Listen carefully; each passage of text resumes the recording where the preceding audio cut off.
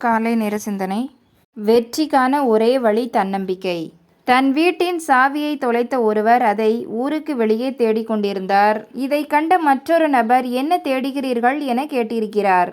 நான் என் சாவியை தேடுகிறேன் என்று சொல்லியிருக்கிறார் அந்த நபர். உங்களது சாவியை எங்கே தொலைத்தீர்கள் என்று அவர் கேட்டதற்கு, எனது வீட்டுக்கு அருகில் என்று பதில் சொல்லியிருக்கிறார் அவர். ஆச்சரியமடைந்த அந்த நபர் வீட்டுக்கு அருகே சாவியை தொலைத்துவிட்டு, இங்கே வந்து தேடுகிறீர்களே என்றாராம். அதற்கு சாவியை தொலைத்தவர், இங்கேதானே வெளிச்சமாக இருக்கிறது என்று சொன்னாராம்.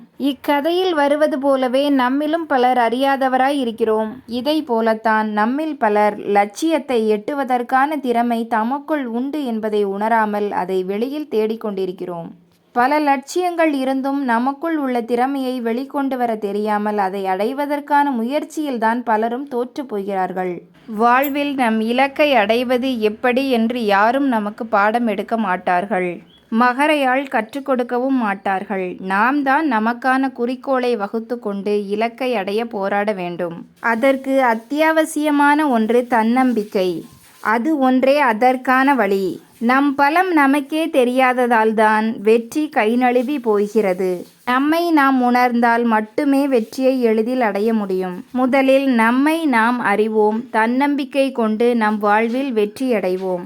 முகமலர்ச்சியோடும் நம்பிக்கையுடனும் எழுந்து புதிய நாளை துவங்க இறைவன் அருள் புரியட்டும்.